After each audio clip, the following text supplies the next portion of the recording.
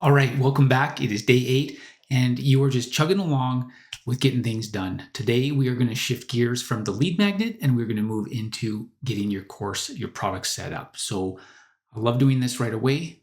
Most people that I meet are drawn to Kajabi because of how great of a job it does with delivering courses or membership sites or products, supplementing coaching programs with media libraries or training libraries, and just all of the different ways you can use these products to supplement delivering your content. And so we're going to do that now, and we're going to work on building a website and things like that later on. So today we're going to jump right in, start building your product. All right, so here we are in the dashboard of Kajabi, and we are going to jump up into products. And notice just all of the different products here that you can do. Each of these will use one of your quota for products. So you either have 1 in Kickstarter, 3 in Basic, 15 in Growth, or I'm not sure, but lots more in the Pro plan. And any one of these things that you do is going to use one of those. So I'm going to click right into all products. And here we go to create our first product, and we'll go get started. Kajabi has this cool little wizard, I guess, creation wizard to help you, make products and guide you through the process. And you can mostly just skip through all of this, or you can play along and do it. So here's an important button. Use this info to generate content for additional resources. So if you fill this information in and hit that button, Kajabi is actually going to create a course for you using AI, which in one sense sounds cool, but in most cases is not going to help you. It's just going to create stuff that you then have to delete, and deleting, and so why bother? So I'm not going to do this. I'm going to uncheck that box, and I'm just going to click next. And it says it can't be blank. So this course is going to be about starship piloting, and learn to fly in space. All right, and next. And it's asking for colors. I'm going to check here. So we can choose some colors, and here is the palette that we loaded. I'm just curious if it'll let me skip these or not. All of these things can be edited later on, and it does. Perfect.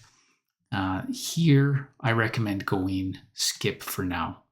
This is asking if you want to more or less set up an offer that's attached to this course, and you can do that, either free or paid, or you can skip it. And what you do is, it's really up to you. I like skipping it just because I don't want to be distracted by this right now. So I'm going to skip that, and I'm going to take care of that when I've got the mind space and I'm more prepared to do it. Okay, so here the creation is complete, and it is going to walk through what we built. So this is awesome. And we're going to continue to view this product. So you can see here that I now have a blank module and a blank lesson. If I had toggled that button that was going to generate some content for me, I'd have quite a few modules, maybe 3 or 4 modules, and I'd have a few lessons in each. And it would all be about how to fly a starship. So, I don't really trust Kajabi's AI to build my courses and generate my content. I've played with it a little bit and it was fun, but I just ended up deleting it all because this is my course and I've got the content for it, which kind of makes sense. So that's why I chose not to do that. I want to draw your attention to this button up here, Add Content. And this is the only button that lets you add modules. So I'm going to do that. And I'm going to call this, In the Seat. And this will be, what is it like to pilot a starship? And I don't have an image for that yet, so I'm not going to pick one, and I'm going to create that module. So here we've got another module. And now notice I've got an add content here, and I can do the submodules, the lessons, the quizzes, and all of that down here. So I only recommend you use this button here for module or uploading multiple videos. And even, uploading multiple videos might not be as useful for you. It is useful. Sometimes it's good, sometimes it's not. When you upload multiple videos, it creates lessons for each of your videos, and then you have to kind of drag them into the right places. And so it's kind of, which you would rather prefer. What I like doing is coming to my module, adding the content right in that module. And this is going to be step 1. And I'm going to add some more content, and I'm going to do lesson. And notice that it already is selecting that module for me. Step 2. That's why I like doing it here, because it puts it in the right place. It's already selected. I can come up here and do lesson. I just have to select what module to go into. So step 3. If you do it here, it just automatically puts it there. Now you can rearrange these if you want. It's really touchy, and so it's hard to get it into the right spot. Notice over here that all of the content, when I add it, comes in as draft. And if I click on the button there, I've got these options. And so I'm going to publish all of these things. And I'd like you also to notice that here in the module, I've got publish, drip, and lock. Here in the lessons, I only have publish and draft. And so Kajabi gives you the ability to regulate how people receive your content through dripping and locking. A drip means that you get to set the number of days after enrollment. So for example, if I set that to 7, then you can see here it's dripped for 7 days. And when this module opens up to people after they've been in the program for 7 days, they get all of the lessons that are underneath that module or inside it. Something you have to really pay attention to when you're working with a drip is the after enrollment. And so that enrollment date is something that you control when they purchase the course. And you just need to make sure that you understand how that works so that your dates are going to be right and people will be getting the content when you expect them to. The lock works differently. Locked by lesson. So it's blank lesson, blank module. And the reason it's saying that is because I've got a blank module there with a blank lesson. So let's just make this a bit easier by hovering over this module, hitting the edit module button, and then we'll be welcome to flight school. All right, welcome to flight school. And this here is, pardon me, I'm clicking the edit button here. And this is, the title for this is going to be Getting Started. And we're going to come back to this screen. So we're just going to save this and navigate back to the this space here by using this guy up here. And now when I go to the lock, it can be locked by getting started in the Welcome to Flight School. And I can lock that. And if I had another lesson in here, say it's called Site Tour, create that, and I'm going to make that published. When I go to lock, you can see I've got those 2 lessons that I can choose from. And you'll notice that a module can be locked by any of the lessons that are above it. So what that means for a person taking this course is they have to finish whatever lesson is locking the next content. So the lock works really well if you want to control the order that people have to take the course. The drip works really well if you want to control the time it takes for people to take the course. And if you want people to be able just to have access to everything in there all at once, then you can just publish everything. So I'm going to go ahead and create a couple more modules and lessons just so that our course, looks like something, and then I will come back to more. All right, so I added a couple modules with some lessons here, and I got some graphics together so that we can add some graphics to this course so that you can see just where the graphics come into play. So if I click on the words here or on the edit module there, I will come here and my graphic is added in. Notice you've got a space for a title, a description, and an image file there.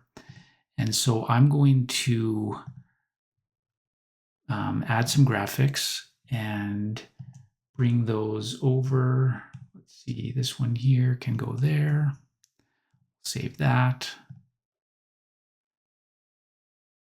Save that. And now I also need some graphics for my lessons. Before I jump into the lesson area, I want you to just try to understand that we've got modules and lessons, and that's how Kajabi organizes the content. And you'll see once we get to the next stage kind of how that reflects. But this area here is where you get to put your like all of your content together. This is where all of the material is. You don't really design what it looks like for the user. You just get to build and add the material.